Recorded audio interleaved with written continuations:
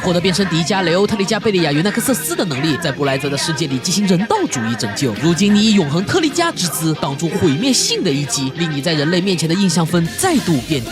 几个队员不明所以，准备再度朝尼基卡加奇攻击。你知道，唯有用武力才能震慑，遂唤出闪耀利刃永恒杰拉迪斯。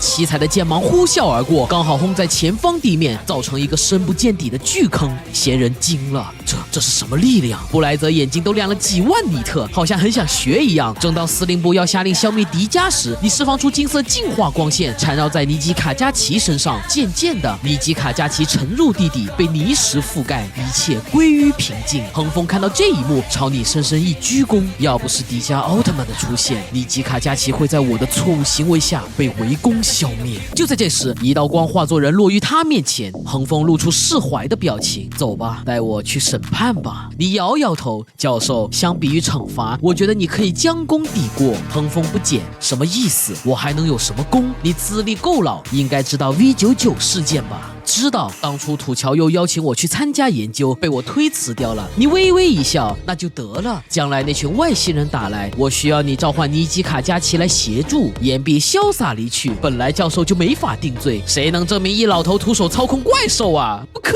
学。况且留下一个如此强大的战力，最终决战能多个帮手，毕竟副本难度可是简单。国防部众人沉默不语，司令原川人率先开口：奥特曼的存在是否会影响我们的正常行动？几个高层你一言我一语，大致分两派，一派认为奥特曼是站在人类这边，协助消灭怪兽；一派认为奥特曼打怪兽只不过是在消灭天敌，待解决完后可能就要对人类出手，尤其是那个迪迦已经2次出手阻止国防部了。原川人面色平静，也就是说布莱泽可以是同伴，但迪迦可能是潜在敌人，对吗？没错，土桥佑的儿子土桥次郎站起来，但归根究底还是阿斯加隆太弱了，电量没打几下就告急，仅需要依赖奥特曼的力量。我提议大量从赛迪克公司购买特空机。真野烈面色阴沉，请你说话放尊重点，阿斯加隆是我们自己研发的新血。土桥次郎冷笑，这次战斗也看到了，赛迪克公司的全新特空机高达，虽然破坏力没基隆强，但灵活性特别到位。那光束步枪与光束军刀简直就是跨时代产品，我们有什么理由不引进？至此，所有高层都支持土桥次郎的提议，掌握大量特空机，那人类就不需要依靠奥特曼了。真野烈冷哼一声，一直用别人家的东西，哪有自己学到技术自己研发好？将来这群人必定后悔。很快真野烈找上你，平安啊，我希望自研一些特空机，尤其在能耗方面，希望你能提供帮助。你想了想，拿出一张图纸，参谋长，我这里有个新研究的玩意儿，材料能弄到，就是需要人工特别多，你去帮忙搞下。事成后你不小心多做了几个，我也管不着。真野烈接过一看，上面是一个类似太阳炉的东西，下面写着几个英文字 GN Drive。 指挥室辉明带来一段录像，上面显示着盖巴尔加失踪了，而恰巧在那段时间里，一道紫色身影掠过，放慢了牵背后，闲人惊呼，是迪迦奥特曼。按照时间来讲，他那天不是刚和布莱泽解决特空机问题吗？怎么还有余力攻击盖巴尔加？辉明分析一番，队长，照目前看来，迪迦奥特曼应该是同伴，不然他干嘛要去消灭盖巴尔加？后者明显是要毁灭地球的。闻言，闲人觉得之前自己对迪迦带有偏见，现在看来有点可笑。帮助布莱泽之后，又飞去宇宙解决盖巴尔加的奥特战士，你说他是反派，谁信啊？只是现在有个疑问，这个迪迦会不会跟自己一样寄宿在人类身上？如果是，那会是谁呢？说实话，布莱泽身份还是比较好猜的，每次战斗队长消失，怪兽败亡后，队长又重新出现，但没有人会朝布莱泽是人类变的方向去猜，导致一直是个谜。没多久，一颗怪兽蛋出现在工地上，你知道那是原剧情里的迪玛加的蛋。正因如此，布莱泽与闲人产生分歧，前者要保护，后者要毁灭。而本次作战计划是利用怪兽蛋勾引迪玛加出来，然后一次性消灭。由你与闲人驾驶阿斯加隆执行任务，你是无语之极。两个奥特曼驾驶特空机跟脱裤子放屁有什么区别？待任务执行时，意外发生了，怪兽蛋裂开，小迪玛加蹦蹦跳跳的跑出来，看到阿斯加隆时，误以为对方是妈妈，竟跑过去抱住大腿啊！这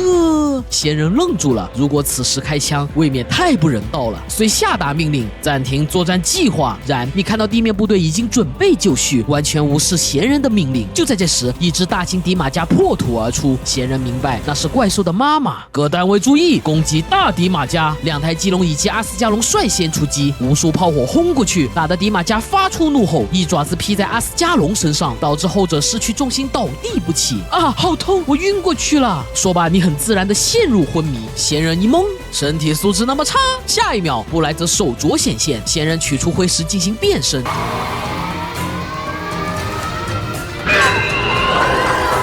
一见闲人变身离开，十分自然地醒了过来。这对迪马母子在原剧情里起了很大作用。瓦拉隆那些炸弹可都是他们给托鲁弟弟啃食的，于情于理都得救下。战场上，迪马加为保护孩子，不停地被2台基隆以及战机攻击。闲人看到这一幕有点迟疑，但还是凝聚出光矛，打算一击必杀。正准备甩出时，左手抓住了握光矛的手，强行令其停了下来。此时的布莱泽像是人格分裂般，2只手在互相抢夺。闲人想消灭怪兽，但布莱泽觉得大迪马加并没有恶意，在阻拦闲人。司令部众人看到这情况也颇为疑惑，但奥特曼这种外星人会做出什么奇怪行为，司令部并不觉得意外。真野烈下达指令，启用导弹攻击，几乎瞬间天空汇聚了无数导弹，而布莱泽也回过神来，转身朝天空的导弹群怒吼一声。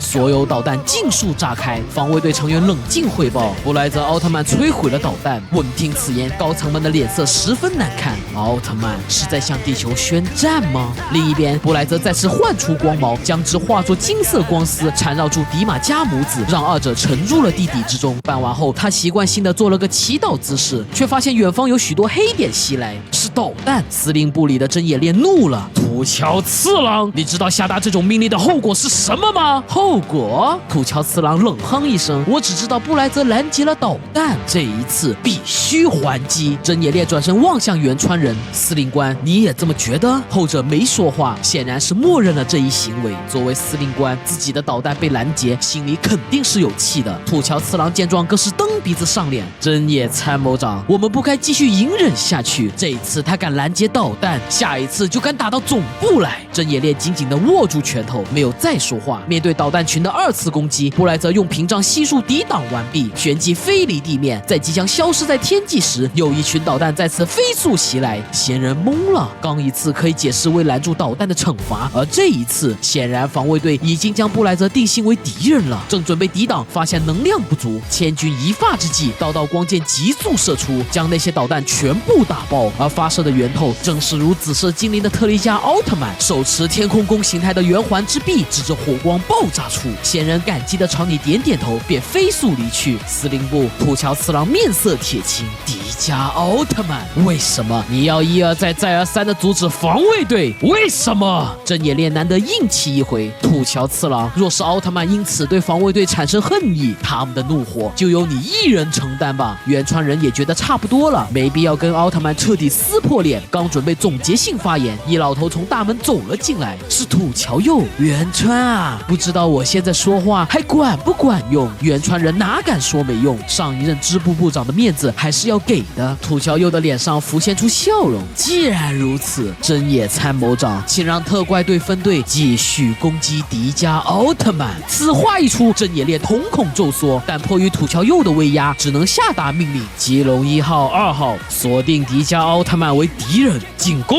信里与泰信满脸不可置信，司令部的人都脑子进光了。先不说奥特曼是不是敌人，光凭2台基隆打得过有鬼嘞！念及此，心里一咬牙：泰信，我不想攻击奥特曼。泰信咧嘴一笑：真巧，英雄所见略同。就这样，2台基隆因不熟悉操控，按错了键，导致原地跳起了科目3。